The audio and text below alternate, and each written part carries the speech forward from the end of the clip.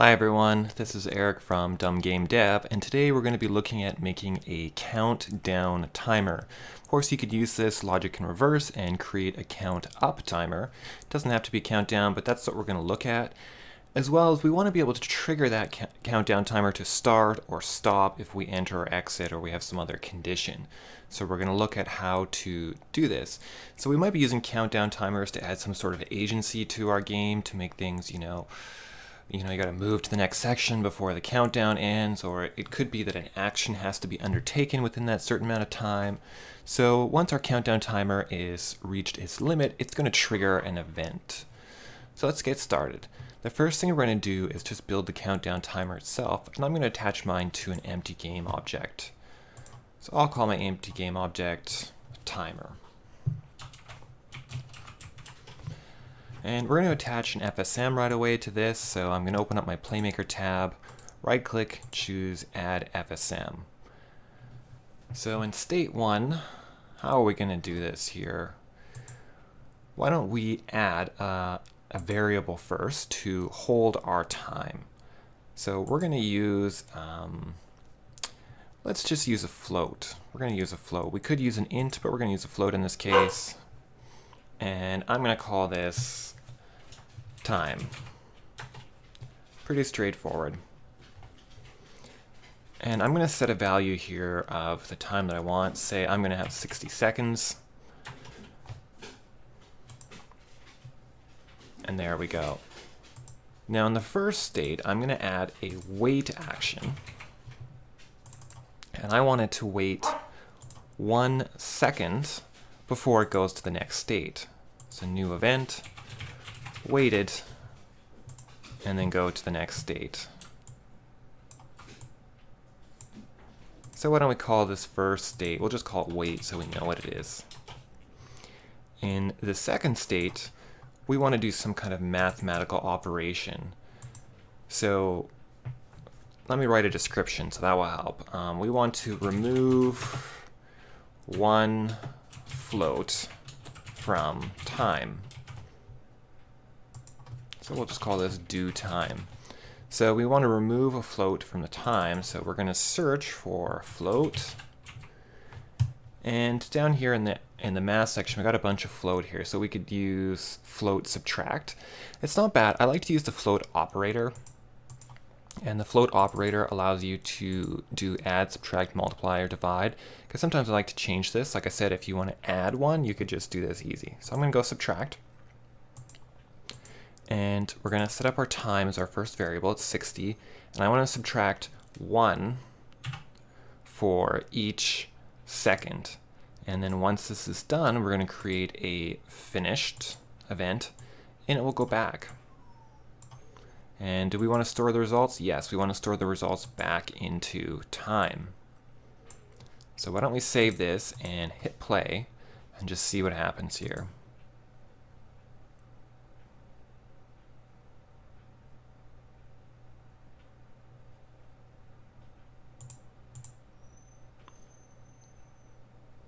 And it's a little bit hard to see. Why don't we go to the variables here and we can see it's going down once per second here.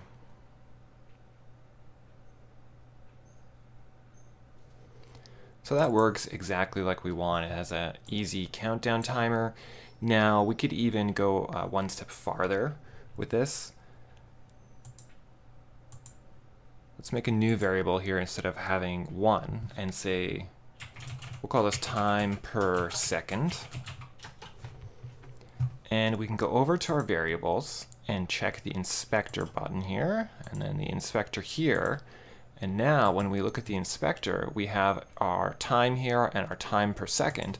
And this way, we can manage it easily because we might want to adjust our timer. We may not always want 60 seconds.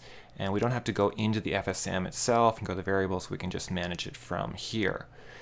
So now what if we wanted this timer to, trigger or start and stop from an outside event? And that may be a common thing. We probably don't want our timer to always be running. We want it to happen, for a specific reason. And to do this, I'm going to use a trigger enter and trigger exit. So if you're not familiar with that, just keep watching. To do this, I'm going to create a 3D game object, and I'm going to make mine why don't we use a cube? Sure. And let's set this cube to 0, 0, 0. It's good to always center our things in our game world here. And I'm going to make it even a little bit bigger. So let's make it 5 by 5 by 5. So we have a nice big cube here. And this is going to be our collider. And we're going to make it a trigger by checking is trigger. And I'm actually going to turn off the mesh renderer here so that it's an invisible box to enter exit. Or you know what? That's hard to see. So why don't we do this first? We will go to project. And I've got a lot of stuff in my project, so you can just ignore that. And we'll make a new folder called materials if we don't already have one. We do. We have one called materials. I'm going to create a new material here. And let's call this red transparent. And I'm going to give it a color. And as you can guess, it's going to be red. And on this color at the very bottom here where it says A, this is my alpha. I'm going to turn down my alpha, and it doesn't look like it's doing anything because it's not quite yet. We want to change the rendering mode from opaque to transparent, and now you can see it's semi-transparent. We'll drag this onto our cube, and this actually makes our cube semi-transparent. So it's not so easy to see right now, but it is. So there we go. It's a semi-transparent box. That way I can find my trigger, enter, exit area. Okay, so this is my cube. I'm going to call my cube trigger area. Okay, now I'm going to make a player to enter and exit this. I'm going to just create a capsule.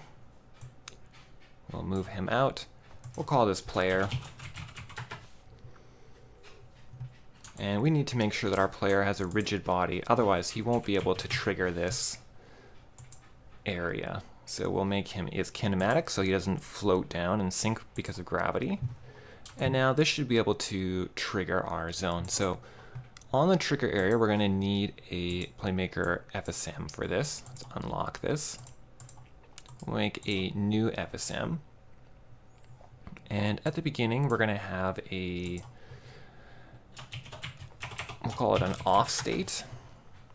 And let's make another one called an on state because we want this to be on or off.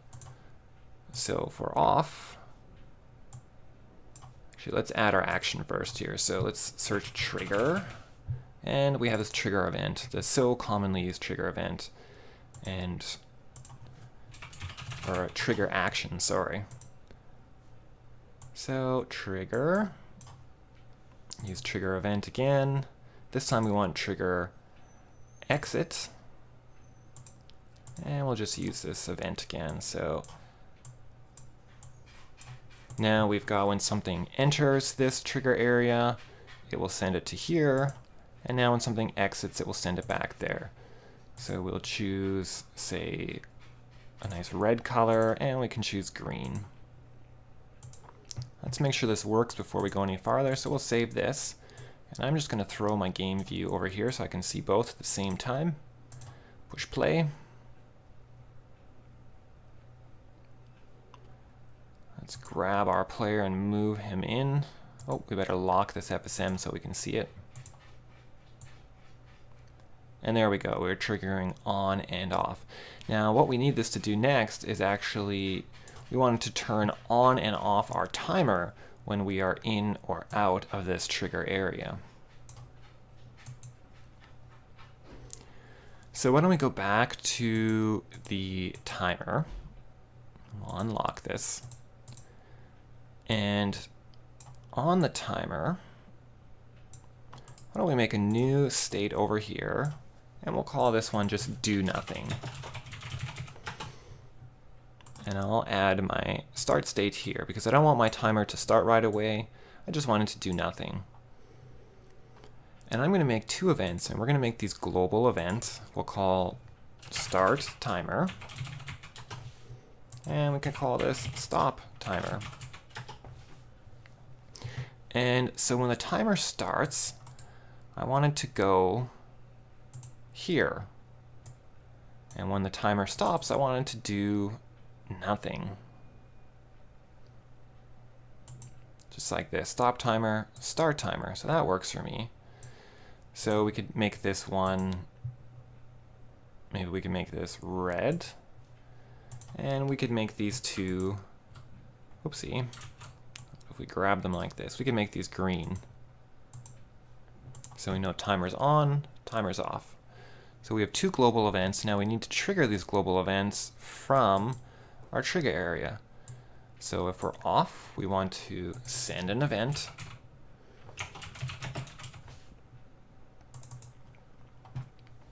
And why don't we do this at the very beginning? And we're going to send it to a specific game object, and it's not the owner. It's going to be the timer. We'll drag that in there. And the event we want to send is a global event called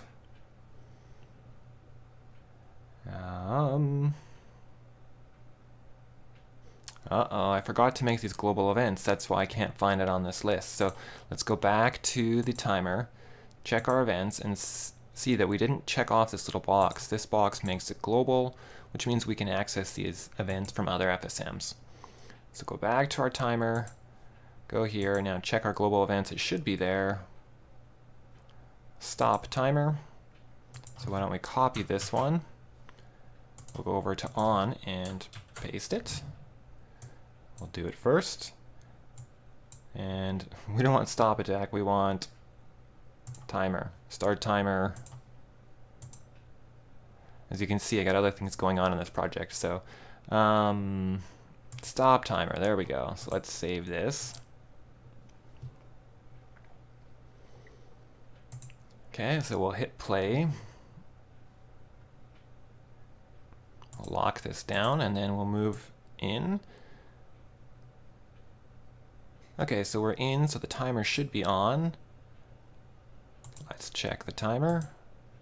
And we can see the timer is going. So why don't we grab our player and take him out, check the timer, and the timer has stopped. So that's good. Now we have our timer starting and stopping. But what if we want our timer to reset each time? You know, what if we need that to happen? So if we set it to 60 every time, it's not too bad. We can just say when the timer is off, why don't we just set float. Use a set float value, and we can say set time to be 60, and it will always reset itself.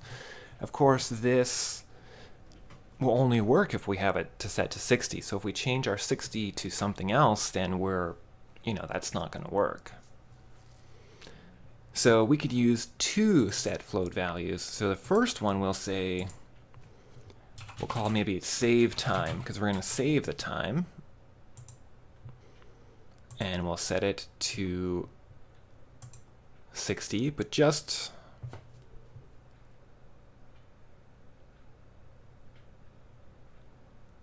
yeah, that's not going to work either. Now that I'm thinking about it, so let's remove this action.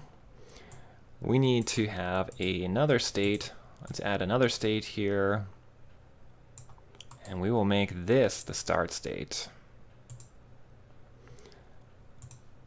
because we only want it to happen once when the game starts. So let's do it here. So we'll have saved time, and the value we want to be as time. So when the game starts, it will save 60 into this new one, so we have it saved permanently.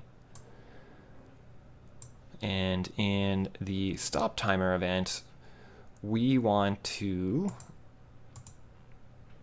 change saved time to time, so we'll always reset the value. So hopefully this makes sense to you. Try it out, think it through, see if that works.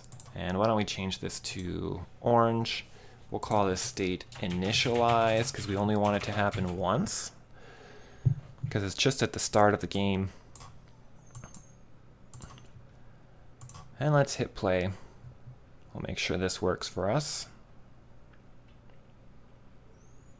Okay, so it did initialize. We can see both values are 60, and now we're doing nothing.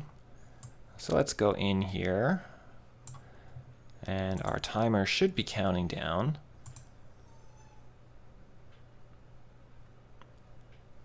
And let's look at our time. Our time is now 49:48.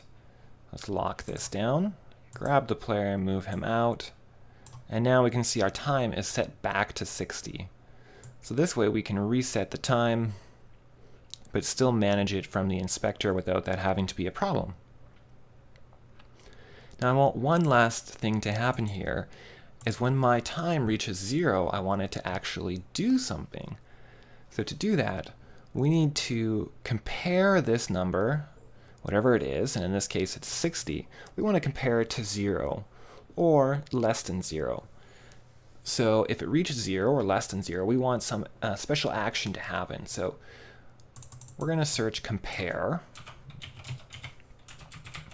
And let's see here. We have the one called float compare.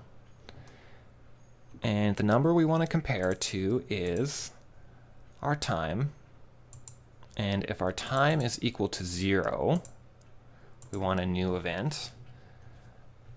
And maybe we'll call it, it's done. Or if it's less than 0, it's also done. If it's greater than 0, it doesn't matter. Greater than 0 is just, we want it to keep going.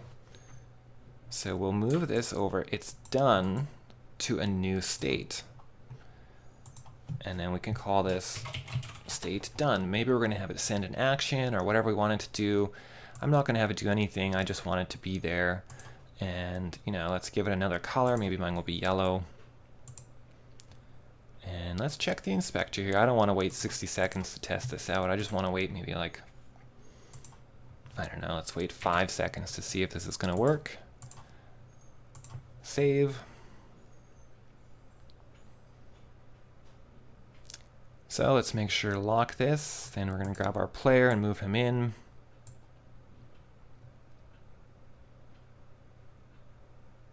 And there we go. It's triggered down to done. So you can adjust this in different ways to fit your game however you need it to, but this is just a simple way to set up a timer that runs independently here from the trigger system. As you can see, we can start our timer over again.